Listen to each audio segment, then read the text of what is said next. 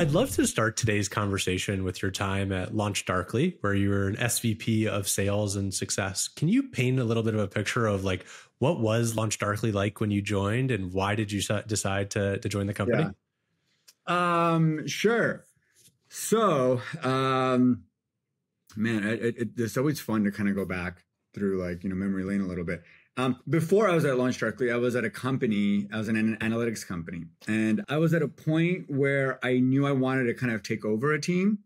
I wasn't going to do it there because my boss was incredibly capable and he was like one of my mentors. And by all means, me taking over like the team would mean that my, at that time, boss would no longer be there. And I don't know if I would want to be at that company without my boss. So I started looking for different opportunities with his support. And he was awesome about it at that time. Like finding a mentor that can be so supportive about like your career and your ambitions really early on is a gift.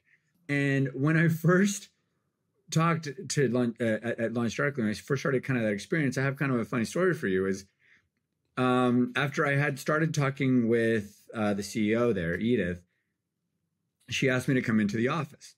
And I was like, cool. The office was in downtown Oakland. I live in Oakland. So I was like, oh, I was super excited to go in.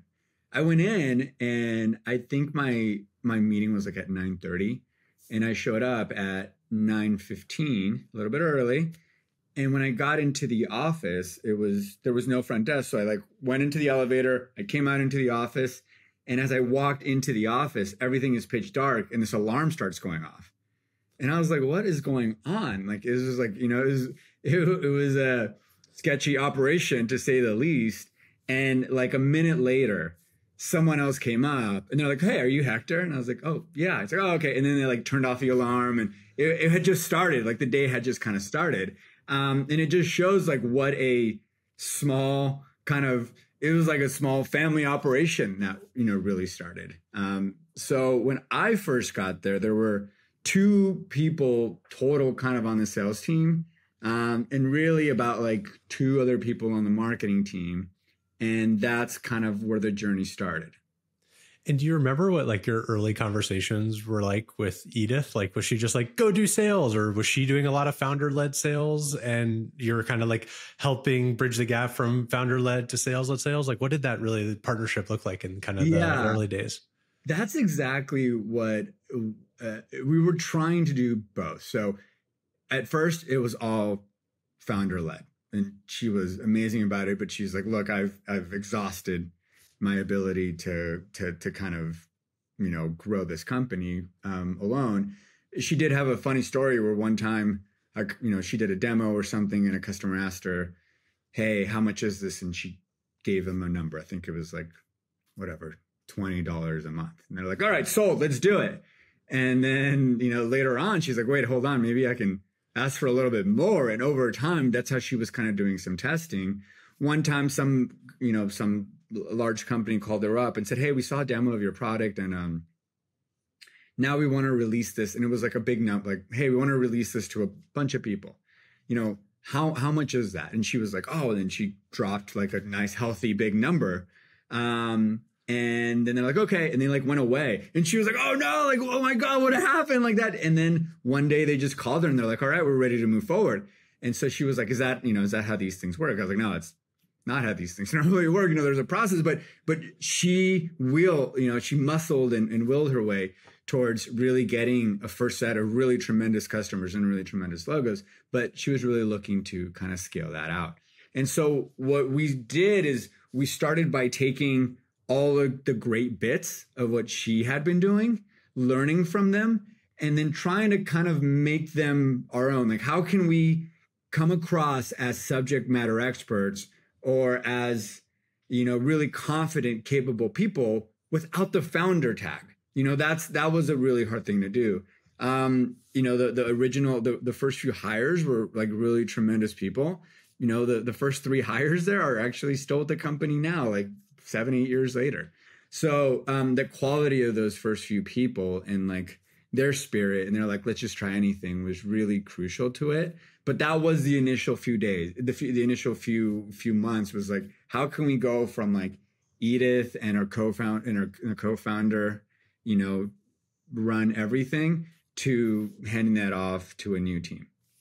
And were you sort of like a player coach in the early days? Were you leading deals yourself and hopping in things, or were you really focused on team building and hiring? Like, how did you sort of think about your priorities as, okay, Hector, you're in charge now of sales. Where did you go? Where did you start?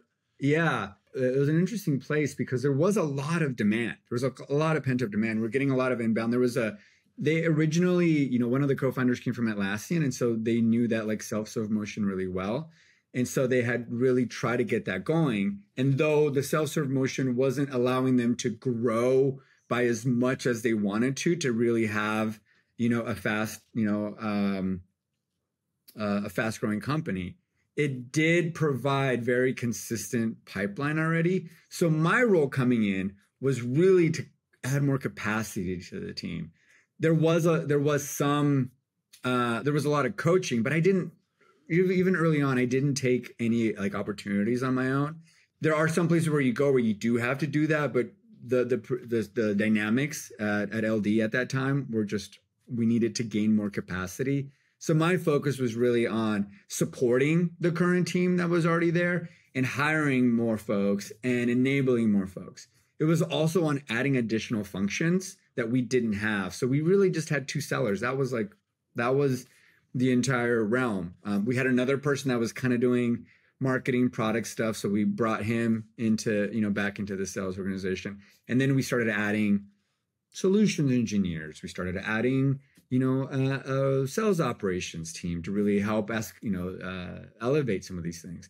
Over time, as that continued to grow, and as we started to see like capacity being tapped out with the team, and we started growing the team and adding to it, then what we did is we started doing segmentation, where we moved from, someone was talking to IBM in the morning and some charity in I don't know, Brazil in the afternoon, to like segmenting, like you should only have conversations with these types of customers and you should only have conversations with these types of customers, not only because the value proposition is different, but because the overall motion is, as you know very well now, Alex, is very different, right? You go from, I can potentially put down a credit card, to, okay, here is my security team. I need you to help me get through this. I need you to put together a BVA so that, I can get sponsorship from my EB on this. And I need you to help go through